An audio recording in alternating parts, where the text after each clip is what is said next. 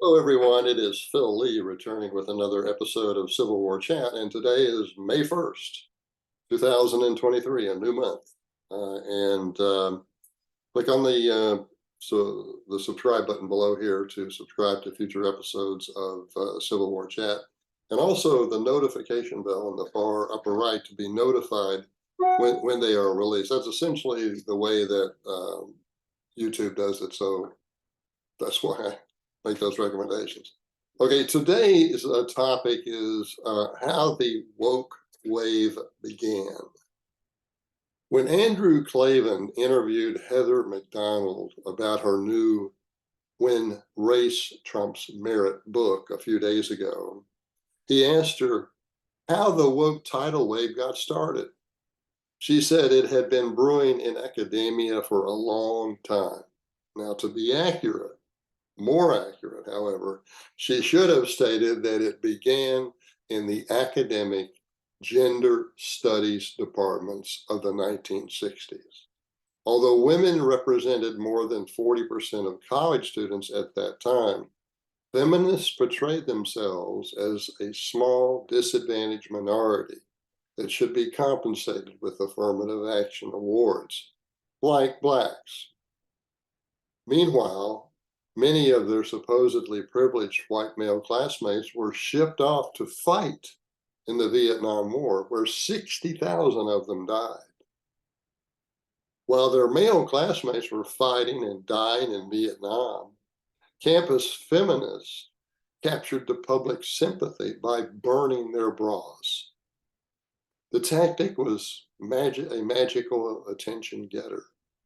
Today, for example, women compose 60% of college students, not 40, but feminists continue to complain of phony grievances.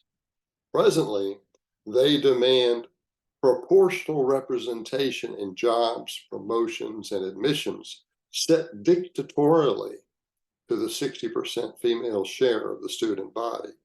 So when they were a minority, it said, well, we need help because we're a small minority. And they were actually about 40%. Now that they're a majority of 60%, well, no, we don't need help because we're a minority. We need help because we're a majority.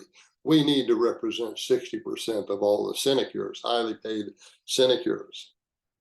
Consequently, new departments tend to be predominantly female.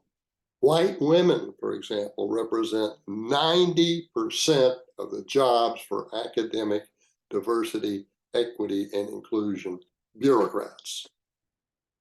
To many older Americans, the feminist takeover of universities, some of them iconically traditional male bastions, it has come as a surprise to see them taken over by feminists.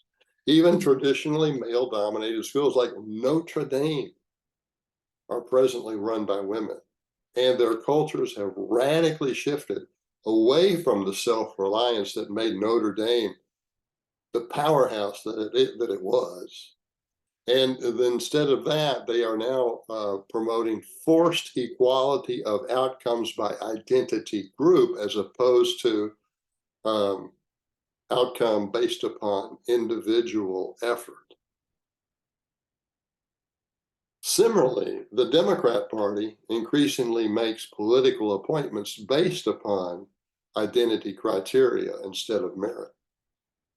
Early in her tenure as Biden White House press secretary, for example, Jen Psaki made a point of remarking that the new Treasury Secretary, Janet Yellen, is a woman, even though the reporter's question at that time had nothing to do with the secretary's gender. It was about the early signs of the present inflationary economy, which Yellen was ignoring. So here's a question about inflation. Psaki doesn't really say anything about the what Yellen is doing to alleviate the inflation. She just says Yellen is a woman. What more could we want? Everybody be happy. We have a woman as Treasury Secretary now. Everything's going to be okay. Don't worry about her policies and her actions. That doesn't mean anything. Although Yellen's academic credentials are impressive, her previous performance as head of the Federal Reserve Board And presently, as Treasury Secretary, suggests an over-reliance on ivory tower economic theory as opposed to practical analysis.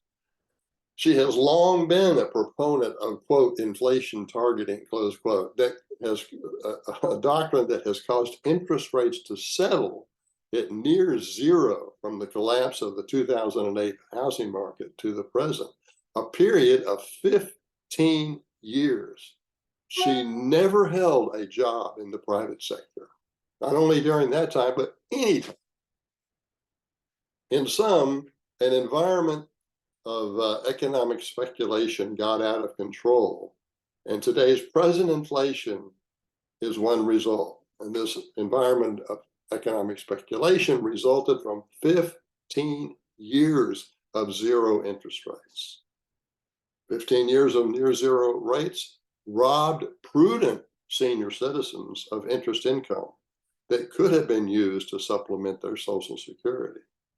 When the COVID rescue plan flooded the market with fiat currency, basically just printing money, in 2020 and 21, long-term inflation was a certain result. It was entirely predictable. Although as Treasury Secretary, Yellen initially denied the trend. Once it became too obvious to ignore, she abdicated, abandoned her responsibility as Treasury Secretary, and dumped the entire problem in the lap of the current Fed Chairman, Jerome Powell. Finally, when Silicon Valley Bank recently failed, she supported a response that essentially nationalized the bank.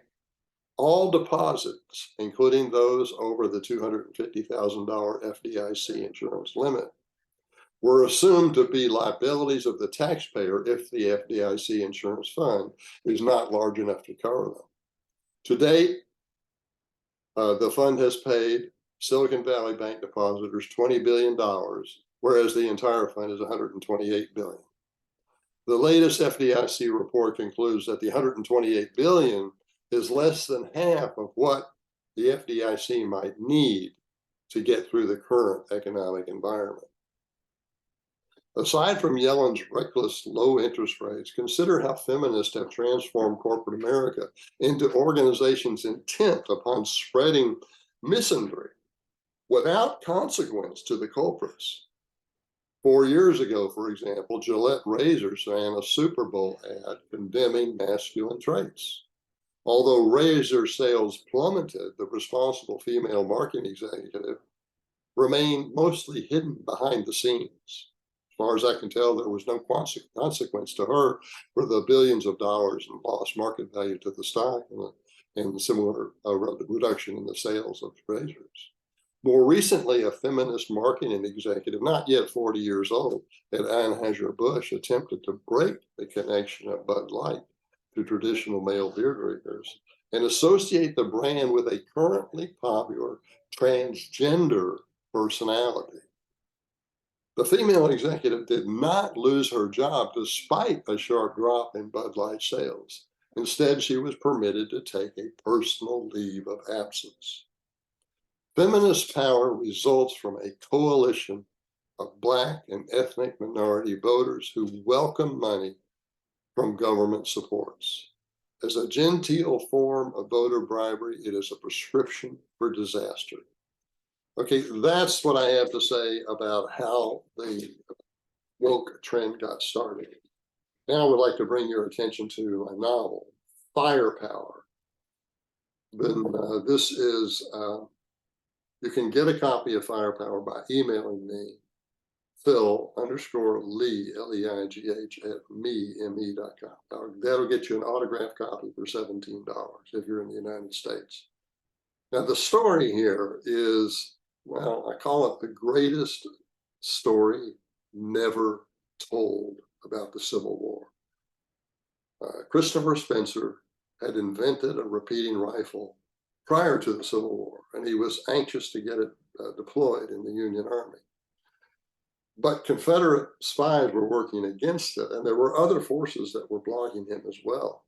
This Firepower novel connects the dots to explain what was going on. It's based upon historical true historical personalities, and who pretty much did what I have them doing and said what I have them saying in the novel. So I've connected the dots of what the historians have not been able to discover to come up with a picture of what really happened. Consider this, I mean, repeating rifles in 1861, when the Civil War started, were essentially weapons of mass destruction compared to what the soldier would get with a single shot muzzle loader. So here was an opportunity to get a huge technological advantage relative to the Confederate Army by promoting Christopher Spencer's work. But as I say, what was going on in the background with the Confederate spies involved uh, essentially retarded that, and the chief of Union Ordnance was forced out of his position when it became clear that he was not going to cooperate the way that Lincoln expected. It's a so it's the other point I want to make about it is there is a surprise. Okay, there is a twist in here, a plot twist that really where the whole story hinges. And once you get into the plot twist, you can see why uh, the weapons were not introduced as fast as they could have been. Okay, that's our talk. My talk for today. I look forward to seeing you next time. This is Phil Lee signing off until we see each other again.